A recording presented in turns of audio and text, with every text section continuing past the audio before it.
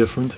This time we're going to be taking a look at the Banpresto Solid Edgeworks Son Goku figures, or statues I should say. Found these two at a Books-A-Million, actually not too long after I started recording this. By the time I started editing, it's probably already been a day since I found them. And since this is a pretty easy one for me to get out of the way, I figured I'd just make something while I wait for my pre-order of Full Power Figure Arts Goku to get here. But without further ado, let's just jump right into this review. I don't have the boxes on me right now, so this one will be a little bit quick. So let's do the fucking paint and sculpt and stop babbling on like a goddamn retard. As far as the paint and sculpt goes, these guys are really well done for $25 statues.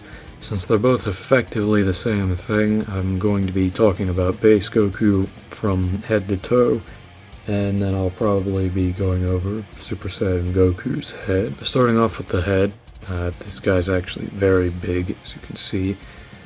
That's my hand compared to Goku. I have a quite big hand, so the face is definitely pretty well done. I think the black on his mouth might be a little intense, but it's not too bad. The expression is nice and angular. The lines are pretty clean. The hair is sculpted very nicely. It's probably not going to show up on camera, but it is done very, very nicely. You can see lines all throughout his scalp there, as well as some lines in the individual strands. The arms are very nicely detailed, very muscular, as Goku is. The body is sculpted very nicely.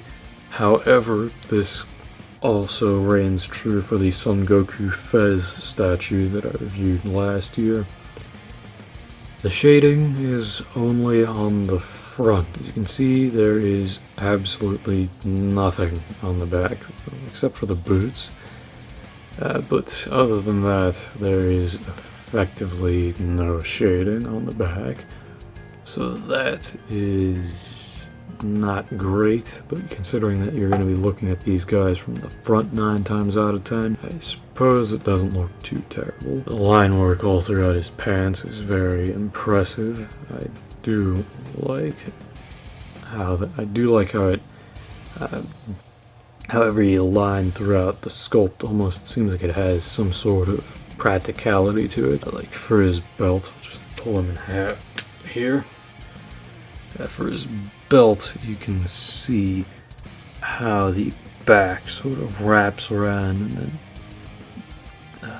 and then sort of tucks in to the front.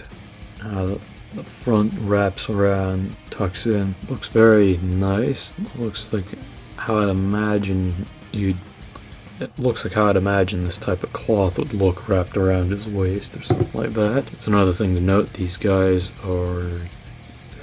come in 2 pieces, if you don't count the stand. Upper body, lower body, and then the stand attaches to the foot, because otherwise, yeah, he doesn't stand at all. Then you get down to the boots. My base form Goku, the string appears to be pushed out too far. I don't know how to fix that. I'm not going to force it to go back in, but the boot is sculpted very nicely. There's a nice sort of curve to how his toe, that's how his foot is shaped, and the treads of his boots are done very nicely. They're all very straightforward, clean cuts in the sculpt, and there is even a little bit of a texture applied to the boots and throughout the body. Not sure if it was intentional or not, but it does make the figure feel a little more realistic, which is always a nice touch. Moving on to the base, it's very plain. It's a few rocks sculpted.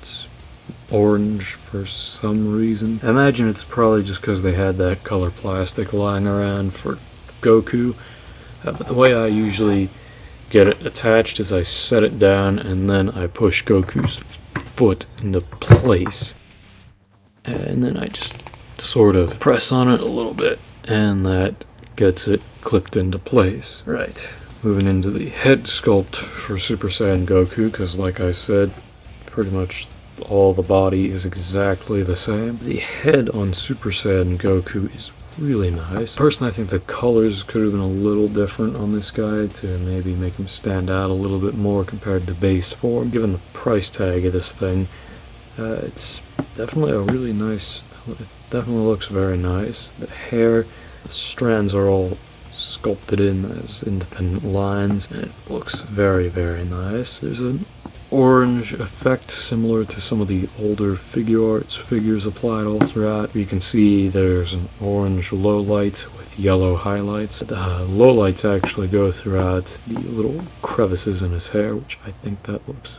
very nice. The face shows Goku with a very confident smirk, and I do like the difference in expression between the two figures, with base form being a little more stern and Super Saiyan being a little more cocky. I should have also mentioned that I do like the detail on how Goku is pulling on his wristband. You can see all the little creases in the wristband. It's definitely very nice. Alright, time for my final thoughts on these two statues. Overall, I think these two are very, very well done. These guys are very well done. The shading all throughout the front of the figures is very nice. Sculpt work is very clean. There really aren't too many visible problems with the molding. If there are any real gripes that I had with these two, it's that base Goku for me seems to have a few glossy spots. I don't know how they slip through the cracks, but there are a few areas where the paint is a little bit glossier. But overall, these are great figures, and if you're just looking for some cheap, nice looking Goku statues, for 25 bucks, these two are very, very nice. That about does it for this little detour from figure arts. Maybe next time I'll be taking a look at the full power Goku. I don't know, because I still haven't gotten a shipping notification from Big Bad Toy Store. But this has been Games 420, and I will see you guys next time.